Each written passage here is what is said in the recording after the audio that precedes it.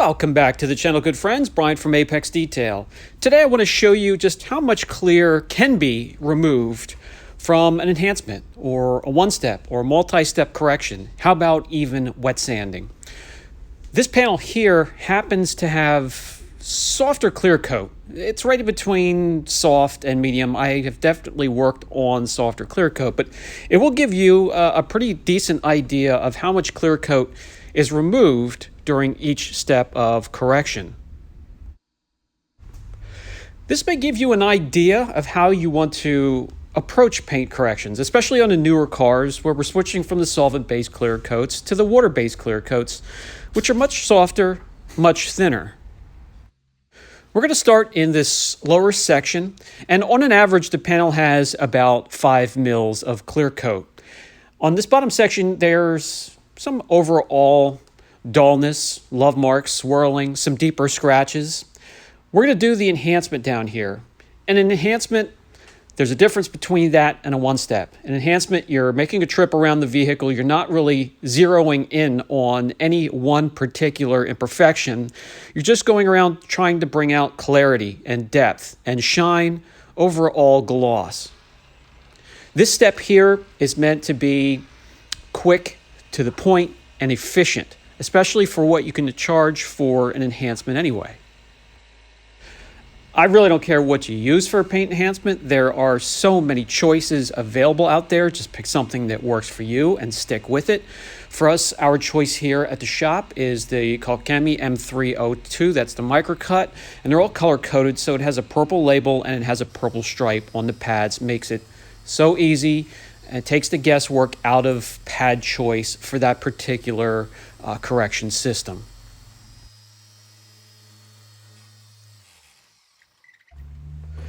We'll remove the residue. I'll grab you guys, bring you in closer, and you're going to be able to just visually see right off the bat there is a difference just through enhancement.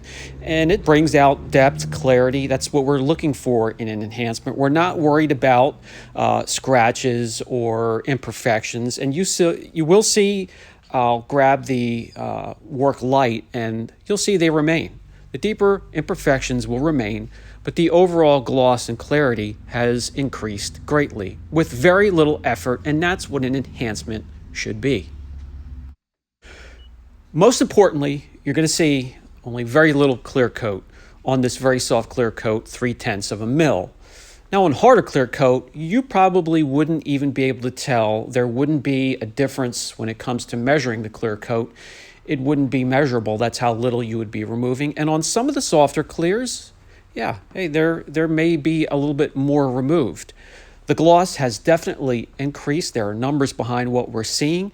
And again, with very little effort and very little clear coat removed, a lot left behind for the vehicle to have to protect that base coat for years to come.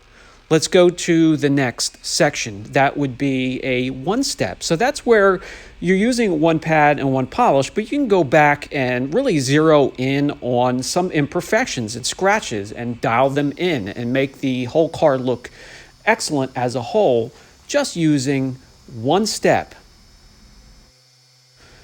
On most finishes, the most popular combination used here at the shop, 3D 1 and a Eurofiber pad, or the Turtle Wax 1 and done, and their Eurofiber pad. Great combinations for a one-step.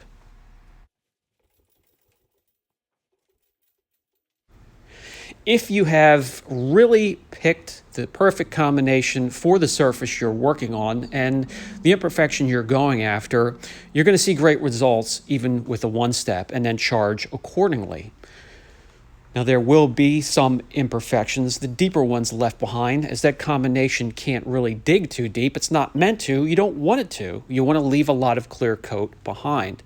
And as you can see, a little bit more clear was removed. Not a whole lot, and there's still plenty of leftover for that car for the rest of its lifetime. When it comes to, I get this question a ton, guys, how many times can I polish a vehicle? If you're doing an enhancement, if you have hard clear, you can probably do that once a year and get away with it without too many major problems. If you have medium to soft clear, I would make it a once and done situation where you educate the customer to wash and maintain properly so you don't have to do it again. In the next section, we are going to go to the multi-step correction, and I can tell you we don't do many of these at all anymore. We've really adjusted our approach when it comes to corrections with the newer, softer clear coats. It's mostly going to be enhancements or one-steps, or if I'm going after imperfections, well, we'll talk about that in the last section and the last little test area we work on. Multi-step corrections, well, that can really include many steps and many different types of ways to go about it. You can start with a cutting compound, an extra cut, and then step down to a medium cut, and then even step down further to a fine cut. And you can step down even further and jewel the paint or burnish. So there are many ways to go about it. This causes the most stress to the clear coat, spiking temperatures, and really shaving a ton of clear. This is something we reserve for a correction where the customer will sign off, meaning we have educated him on what happens if you remove too much clear coat. And if he gives the okay, we have him sign our paperwork and we get to it. That pertains to the newer cars. If you're working on an older car, maybe 10, 15, 20 years old, a multi-step correction was popular in those days, so not really a huge deal. Just keep track of what you're removing, pick up an economical paint depth gauge, and keep it by your side.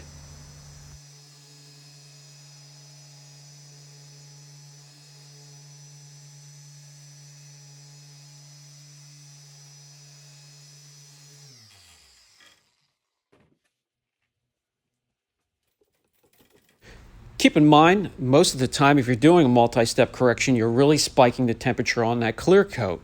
So wait till it cools down to take the measurement of the surface to keep track of what you're removing, because as things heat, especially primer base coat, clear coat, they expand and they could really throw off your readings.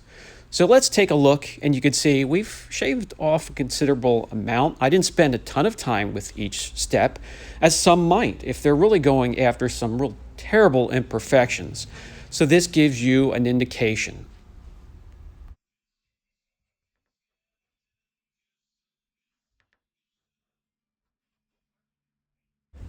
Now let's get to a correction method that I like to use often, and that's the wet sanding method. And this I'll use if we're going after some scratches that are rather deep or imperfections, especially oxidation that needs to be shaved off. Wet sanding, and I've showed this in my previous wet sanding videos. You can revisit them and refreshen everything that I mentioned there. But it keeps the temperatures down on the panel, lets the clear coat stay stress-free as you are correcting it.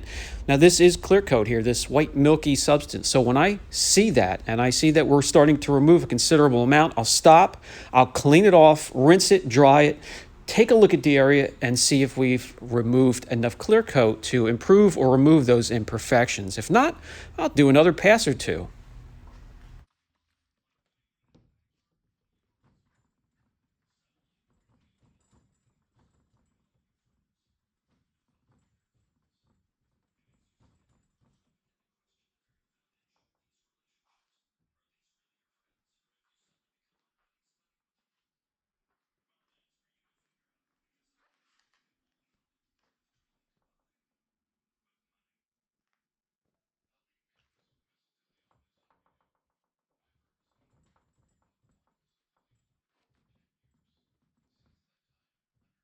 So if I was going after a scratch, I would stop, clean it off, let it dry, and then come in using shop lights and at different angles. It'll be easy to see if that imperfection is gone or still remains, and it's up to you.